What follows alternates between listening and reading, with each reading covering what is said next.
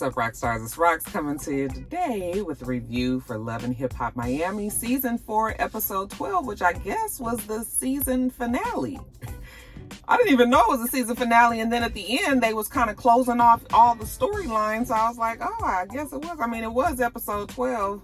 I never saw the end coming anyway, you guys. Let's get to the review, shall we? All right, you guys, so Nori is on his show, Drink Champs, on his podcast show, and he has Trick Daddy on there, okay? And it's a whole bunch of shits and giggles. It's a whole bunch of talk about the old days, the shenanigans of Trick. Of course, we bring up the subject of Trick talking about singers and sangers and how he didn't feel like Beyonce was a singer. Now, he gives examples of who he considers singers, okay? People that really sing from the... And he doesn't think that Beyonce... I was just like, first of all, you didn't say that you didn't think she was a singer. You said that you didn't think she could sing, okay? That was the first thing, but you changed it up for the show. Secondly, why are you trying to triple down on this now, okay? That's the reason why you ain't got your damn radio show no more, okay? But you want to still be talking about this, honey. Beyonce and Jay-Z are not thinking about Trick Daddy. I mean, I'm sure he knows that, but it's just like... unnecessary. And then to just wrap up all of the unnecessariness of Trick's little segment, we bring up the Eat a Booty gang. I mean, I really just couldn't even believe that they actually used airtime to really talk about this. Nobody in their right mind wants to picture Trick Daddy with his legs up and some old fast ass girl down there doing whatever she got to do to Trick's booty. You know, it's just like, I couldn't believe that we was actually sitting there talking about it. And you know, on Drink Champs, they be so drunk or just like super hella tipsy that they think everything is funny, you know. So they just the giggling and the going, and I was just like, make me fucking throw up. And then we see Bobby. You guys, Bobby's nerves are bad because it's finally time for Bobby to have a meeting with his father. Okay, so he is with his family. The auntie, Snoop is there. You know, everybody is there to show support to Bobby. And he doesn't really know how this is going to go. He said he hasn't come out to his father. He's positive that his father knows that he's gay. I mean, he does see him on social media, even though the dad is in jail. But he still sees him on social media. So he knows that he's gay, but he hasn't officially come out to his daddy. He hasn't talked to his dad about, you know, that part, his lifestyle. So he's not really sure if his dad is going to accept him. But when he gets on the FaceTime with his dad was like, hey, Bobby. Okay, he was so happy to see Bobby. He said, boy, you a star in here. They love you. I said, I bet they do. You know, they love you in here. Okay, and Bobby was like, that's what's up. That's what's up. You know, he was surprised. Anyway, we know we ain't got much time to talk. So, you know, daddy ain't got time to really be wasting. And so he tells Bobby how he knows that he's ruined his life. You know, that he left his life pretty much in a hurricane. Just every time he turned around, he was doing some shit he ain't had no business doing. And he knows that he has affected everybody's life, and you know, including Bobby's. And so he's sorry about that. But he wants to have a relationship with Bobby, you know. So he was just like, I love you, son. And I was just like, oh, you know. And you can tell that did kind of touch Bobby. I don't think he was expecting his dad to say that. I mean, I wasn't either. I mean, that dad he was full forward. I mean, he was ready. So he was just like, you know, do you love me? And I was glad that Bobby didn't lie or try to, you know, say something just to help his dad through it. He was just like, well, I mean, I have love for you because you're my father, but I don't really know you, you know. But Bobby told him that he's willing to have a relationship with him, you know, and try to build something, you know, from here on out. And that seemed like that made the father happy. And then, you know, everybody has to hurry up because you only got 2 minutes, you know, when the lady comes on and says, you have 2 minutes left, you know. So, everybody come in, say hi to Bobby Daddy. So he got to go. Okay. So that was nice. It seems like Bobby and his dad, maybe they will have a relationship after all. Can you guys see my face? The sun is doing the most this morning, you guys. It's before work. It's like 7. It's about 7:30. Now, we see your girl Florence, and she is shooting a video. And that song that she had with Michael Benjamin, she said that this is actually the first time that she's really even touched the song since all that stuff went down. You know, she was in the studio. It's been a long time. So now she's about to switch the whole thing up. All right. Before, I guess it was all about her sexiness. But now she has something else in mind. This is to help the Haitians. You guys know that she's from Haiti. And she wants to use this song to bring the Haitians back together, you know, especially with all of the unrest and everything else that's gone down in Haiti. She just wants to give the people something, okay, from a true blue Haitian, you know, who feels their pain. Now, while she's there, I think was that her sister or was that her friend? It was somebody that was there as well. And she was talking to her and she's telling her how she is done with Debbie and Marlon, okay, the broke down great value version of Ariel from Next. She was just like telling her girlfriend how, girl, you would not believe that my husband was messing around with Debbie with the short hair. I said, the one that works for you, that's the rumor that she works for you, and you guys actually cooked up this whole storyline, but okay. Yeah, that Debbie. She says that even though her kids are hurt about what's going on, you know what, she is so done with the broke down great value version of Ariel from Next. And her girl was just like, are you sure? You've been saying that for the longest. She's like, oh, no. If I don't know anything else, I know that I ain't fooling with his ass no more. So her friend was just like, girl, you gonna get a divorce? Okay, and she says, yep, because she knows that her husband is a repeat cheater and she deserves better. Oh, but wait a minute. She gets a call from the broke down great value version of Ariel from Next.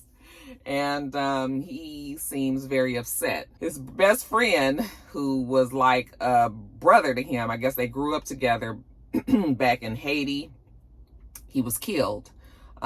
She said something around like he was involved in politics, or he's like a, you know, he's somebody back in Haiti.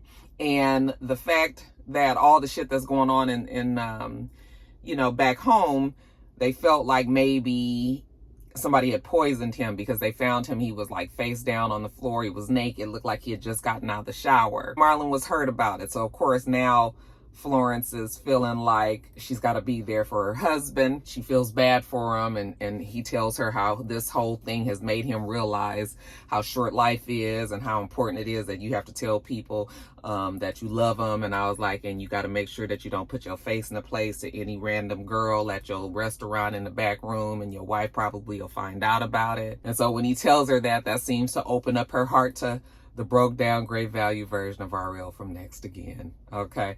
And she says that the family is what matters, and she's determined to be there for him. He knows that his cheating and his lying has cost him everything. I said, has it? You guys are back together now, right? She said that she was determined to get a divorce, but he just looks so pitiful right now. You know, she can't do that. She can't go through with it. He is a good man to all of that philandering that he does. So looks like Florence and the broke down great value version of Ariel from Next are going to be together, you guys. About la negra. We ain't staying on this long, y'all.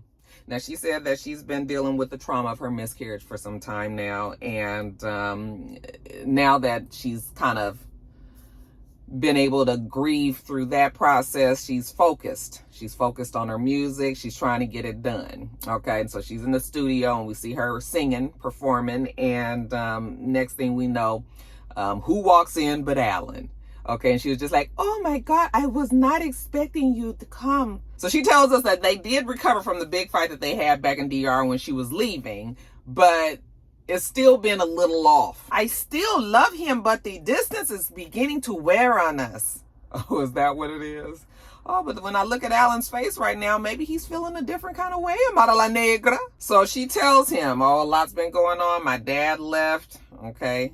He left me again, and my mom's health hasn't been good. You know, she's been sick in the hospital, this, that, and the other. And he was just like, I want to help you with your situation. And she was just like, it's a little too late for that. Now, while they sitting there talking, she's getting more and more annoyed that he hasn't even brought up the fact that she had this miscarriage. So that upsets her, you guys. So when they go outside the studio, you know, she starts crying. She was just like, am I not good enough to be a woman for you? Am I not good enough to have your children? I was just like, oh my God. I just want to say that if a model negra insists on crying all the time, then maybe she shouldn't wear all that eye makeup. I was just like, it was all gooped up and shit. I was like, she said she's a good woman and that she don't deserve this. And he was like, no, that's not it. You know, of course you're a good woman and of course you're good enough for my children. And, you know, they go back and forth and she's crying and she's upset and, well, Alan is there now. So that should count for something, I guess. But she tells him, if you're not going to be a good man for me, leave me the fuck alone. I said, put your foot down, the model negra. But she tells us, even with all the hurt, she still loves Alan. Okay.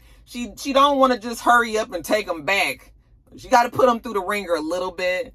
But she is touched that he did come all the way from DR to Miami to check on her. Okay, so anyway, after they get through their little conversation and he seems to have broken through the ice that is Amarala Negra's heart, you know, she was just like, oh my God, why do I always have to cry? I said, because you're a soap opera star, girl. That's why. That's why. So she's happy that Alan is there now. Now it's time for her to sit Alan down with her mother so that, because these are the two people that she loves. And we got to make sure that these two get along. So Amarala Negra's mother is just kind of looking at him with the side eye. And, you know, he was just like, oh, I want Amarala Negra. And, you know, I want you too. All right. You don't really have a choice. If you're going to get a mata, you're going to get the mama. And the Amarala Negra was like, so what made you change your mind? And he said, I just want to be there for you. Okay. And she was just like, it just doesn't sound right. You know, this complete turnaround. All of a sudden, you all on board. I said, it don't sound right because a nigga lying, Amarala Negra. Come on now, you grown enough to know better. So then she goes into her, you know, woe is me. So what are you willing to sacrifice? Every man that has been around for me has let me down. They leave me. He was like, I'm here for you, I promise, and I got something for you. He turns her around, and then when he turns her back around to face him, you know, he has a ring out, and she's just like, oh, and here come the tears again. All that fucking goop makeup, eyelashes, mascara, tears, you know. Oh, she's so shocked. She can't believe this. When did you get this? On the way to the set. Oh my God. You know, so she says yes. And she was like, no wonder you were nervous. I was like, he was trying to remember his lines, girl. She was just like, I know we have some stuff to work on, but I am going to enjoy this moment for now. I said, yeah, girl, look at it that way. Because you know this is some bullshit. All right, her mom was just like, I'm happy that you come back. You know, I'm happy that you are there for my daughter. She is engaged. She's going to be a wife. That's all the mom ever wanted. And then after all of the celebrations, we see Alan pack it up and go back to DR. Something tells me that that's probably going to be one of the last times that Amarala Negra sees Mr. Alan as well. But she seems to be happy right now. She got her ring. She got her man and her mom. All's well in the Amarala Negra household. Neri's having her juice bar opening. It's a soft opening, though. Nori was like, when we having a grand opening, okay? Because we done spent a whole lot of money, and now that everything seems like it's a goal, you know, I'm ready to try to bring in these dollars to recoup some of the money that we spent trying to get this shit off the ground. But anyway, the soft opening is nice, and we got Prinky there and Ray J, and they come with their regular brand of shit. Nori and Neri are celebrating their 10th anniversary that they've been married, and here come Prinky. Oh, you need to give your friend some marital advice, because Prinky don't know what to do with Ray J anymore. She said that he told her she might as well stop even trying. I was like, who tells me what? I mean, you know, can you fight for this relationship? If they telling you flat out, child, don't even waste your time. He ain't changing. That's just what it is. I mean, I guess you can't be mad at him for being truthful. Ray J definitely isn't changing. Prinky should have known that. Okay, why we know this and we ain't even been married to the man that had a relationship with his ass. Prinky says that she's throwing in the towel. Okay, and I said, girl, good. Go on and get you a man that cares. And then lastly, Trina, you guys, Trina's shooting some video. I don't know who all these videos that Trina be shooting for. It's like, what is the music? Is it her songs? Whose videos this girl be in? Anyway, she has all of her team together. You know, even the one that lives in Atlanta, she's up here, you know, she's down in Miami as well. So the whole team is there together, including her boyfriend. And they're talking about the management of Trina. Okay, they get into an argument basically on the set of this video shoot because everybody has their ideas of what needs to happen to make sure that Trina is successful in her career. But basically they're arguing about a system not being in place. Corey says that he's the manager, he's the main one, and he needs to know everything that's happening, but they don't seem to agree with that. Now the boyfriend, he say that, listen, he's the one that's been there for Trina. He is in the trenches with Trina. That's his soulmate. He gonna make sure that Trina has whatever it is that she needs. And so he is not going to let them mess up their management. So he all of a sudden trying to put his foot down and get to yelling. I said, I ain't never heard this man raise his voice. Like somebody said in my comments, where'd Trina get this little boyfriend from? I know he been around for a minute. He actually seems like he likes Trina. I mean, you have to have a special kind of patience to deal with that. Okay. So I was shocked when he raised his voice because he always looked like a little timid little mouse with little twisty locks up there. I was just like, oh, listen to him. But so they doing all this carrying on, and Trina comes out from her video shoot and she was like, you guys are super loud. Like I can hear you guys yelling all over the set. Okay, calm that shit down. I said, girl, they arguing about you. You the one got everybody stressed out around here. So anyway, you guys, later on we see Trina in her video. Okay, it looks like it might be her song. I'm not sure. But y'all, now you talk about low budget. Y'all talking about Candace's video. No, honey, Candace ain't got nothing on this, child. They just got colored bags with designer names on it. They all hanging around Trina as she's rapping. I was just like, oh. Okay, Hermes, Gucci, Chanel, Louis Vuitton, you know, different colors and everything. Not the official bag from the store. No, I said some colored bags with the name of the designer on the front. Nigga, don't get no more low budget than that. How much a fucking bag costs? About $4. We multiply that times 8. Hang them around Trina, put her some orange finger waves in, and there you go. Bam, $2,000. Anyway, after the shoot is over and they're all kind of just standing around, and here come her little boyfriend, you know, he's saying how, you know, he's there for her and all, and then all of a sudden he gets down on one knee, pulls out this ring, and she's just like, oh my God, like, what are you doing? Well, I don't know why, but he seems to think that he wants to marry you. I shouldn't say that. Everybody deserves to be in love. So happy for Trina. Actually, this is the happiest I've ever seen that girl look on this show. She genuinely looked like she was laughing and smiling and happy. You know, that Raymond was, isn't that his name? That Raymond was actually contemplating marrying her and then actually sealing the deal with a ring. I was just like, wow. If you can get a smile, a genuine smile and laugh out of Trina, then you was doing good. So, I mean, maybe that is the one for her. I mean, he's been the one to stick around the longest because we ain't even known of any other boyfriends, you know, since this show has been on with Trina anyway. So Trina said she was in total shock. She wasn't expecting that. I said, girl, we wasn't expecting that either. Now, I was not expecting that. And this was finally around the time that it hit that the show was actually, this was a finale. Because I was just like, why everything is all of a sudden everybody happy again? I said, is this the finale? And then, you know how Love and Hip Hop does. They, you know, give everybody's closing statement. So I shall give you that now. So Suki said that she's happy and she's in love. She loves Kill Bill with all of her heart. You know, he's there for her. They soulmates. You know, she has a rap career. Life is good. Okay, so happy for Suki. I guess she and Kill Bill is running off into the sunset. Akon says that Sheila is his queen and he will continue to treat her that way. That Akon is in a good place in his life right now when it comes to his rap career, you know, the whole different direction that he's going, his new music that he's giving to the people. He feels great about it. You know, it's something that touches him and he feels like it means something. So you know what? He's going to give that to the people. Him and Sheila was able to navigate this whole season without too much drama.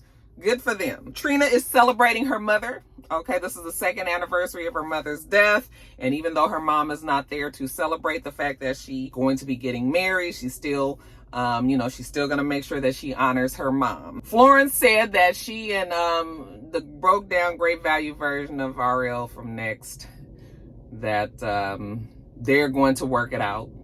That she is going to have his back He is going to have her back. He is not going to put his face in the place of any other woman. They are working on their relationship. Nori and Neri have their 10-year anniversary celebration. And of course, Nori still wants one more kid. Princess did file divorce for the third time now that these two are going through it from Ray J. She says that she is open into dating, but you know what, they'll save that for next season. I said, child, they're going to bring a next season back. Then we see Trick Daddy, and he is having some sort of brand conversation with a team about Eat a Booty Gang. I don't even know what this means. I don't even know what this means. He said that it's a lifestyle, and I just was like, what? Child. Anyway, and lastly, you guys, the show closes with a model negra sitting on the toilet, and she looking at a pregnancy, a stick, with this look on her face like, what the hell? And then it goes off. So I guess that's the cliffhanger, you guys. A very strange finale. Like I said, I didn't even know that this is what it was. The whole season was just like, we could have took it or left it. It wasn't bad. It wasn't good. It was just whatever. All right, you guys, let me get off of here. I got to get to work. Make sure that you rate, comment, and subscribe to the channel. I'm itsrox. The channel is itsrox. Everything else I do will be in the bottom bar. All right. So I hope that you have a wonderful, wonderful rest of your day, and I plan on doing the same. Till next time, rock stars. Goodbye.